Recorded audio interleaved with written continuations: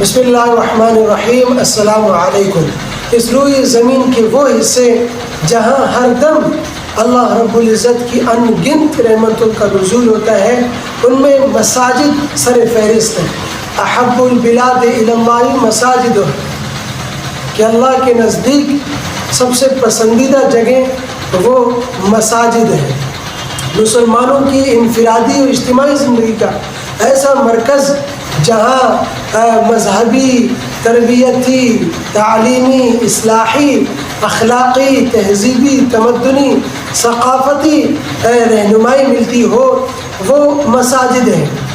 مساجد ایسی جگہ ہیں جہاں شکستہ دلوں کو حوصلہ ملتا ہے، جہاں کمزور دلوں کو ایک طاقت ملتی ہے، ایک توانائی ملتی ہے، جہاں خوف والوں کو امن نصیب ہوتا ہے. تو مسلمانوں کا مساجد کے بغیر زندگی گزارنا یہ دشوار ہے.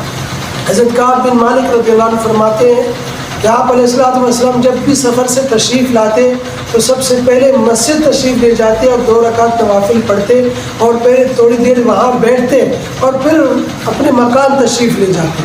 آپ علیہ الصلوۃ والسلام جب ہجرت کر کے مدینہ طیبہ تشریف لے جاتے تو پہلے آپ نے 14 روز قباء میں قیام فرمایا. تو وہاں سب سے پہلی اور اہم فکر آپ کی مسجد کی بنیاد تھی کہ مسجد کی بنیاد رکھی جائے. چنانچہ وہاں آپ نے مسجد قباء کی اپنے دست مبارک سے بنیاد رکھی اور اپنے دست مبارک سے آپ بڑے بڑے پتھر اٹھا کر لاتے تھے. بسا اوقات پتھر اتنے بڑے ہوتے تھے کہ آپ نے اپنے شکم مبارک سے لگا لیتے تھے.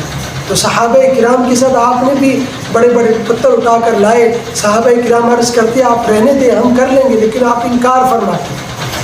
پھر آپ وہاں سے آگے گئے، بنو سالم میں آپ نے نماز جمعہ ادا کی جو سب سے پہلی جمعہ تھی، اور پھر آپ حضرت ابو ایوب انصاری رضی اللہ عنہ کے ہاں اپنے قیام فرمائے. وہاں بھی سب سے پہلی آپ کی فکر یہی تھی کہ مسجد کی بنیاد رکھی جائے، مسجد کی تعمیر ہو. تو وہاں آپ پھر اپنی اونٹنی پر سوار ہوئے اور اس کی لگام چھوڑ دی. وہ اونٹنی اللہ کے حکم سے چل پڑی. تو وہ اونٹنی جس جگہ بیٹھی وہاں آج مسجد نبوی ہے. تو آپ نے فرمایا بس اسی جگہ مسجد بنے گی. وہ زمین کا وہ ٹکڑا 2 یتیم بچوں کے تھے، سہل اور سہیل.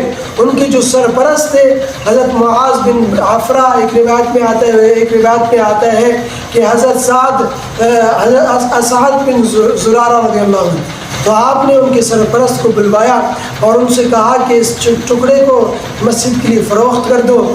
حضرت ابو ایوب انصاری رضی اللہ عنہ نے جب یہ سنا تو فرمایا کہ آپ یہ زمین لے لیں، میں یہ قیمت ادا کر دیتا ہوں.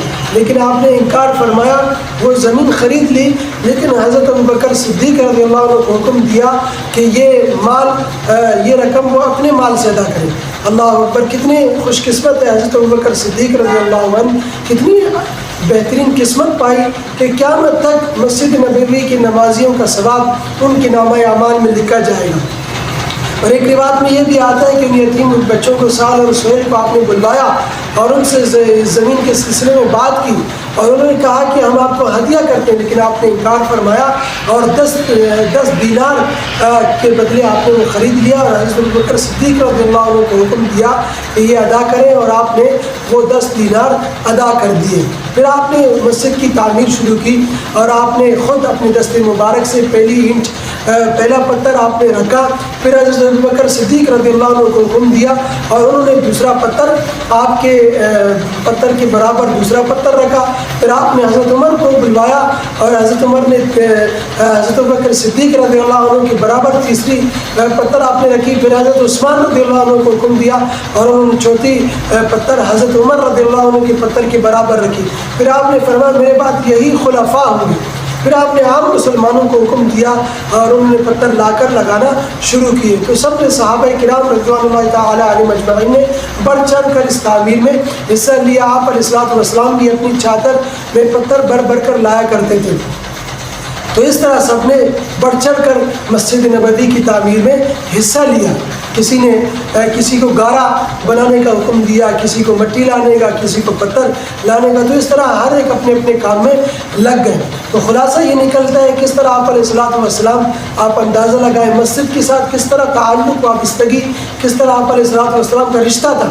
اور پھر کس طرح آپ علیہ السلام کو مسجد کی تعمیر کی فکر تھی، اور پھر مسجد کی تعمیر میں کس طرح بڑھ چڑھ کر حصہ لیا.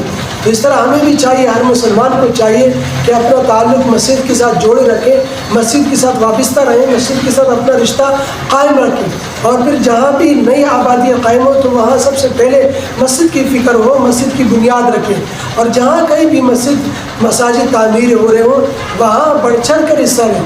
آج ہم دیکھ رہے ہیں بڑی بڑی عمارتیں قائم ہو رہی ہیں، بڑی بڑی بلڈنگیں، عالی شان بلڈنگیں قائم ہو رہی ہیں، کتنے کروڑوں کا خرچہ ہو رہا ہے اور ایک دم سے وہ کھڑی ہو رہی ہیں، لیکن مساجد سالہ سال ہو جاتا ہے لیکن وہ تعمیر نہیں ہو پاتی. تو مساجد کی تعمیر میں بھی بڑھ چڑھ کر حصہ لیں.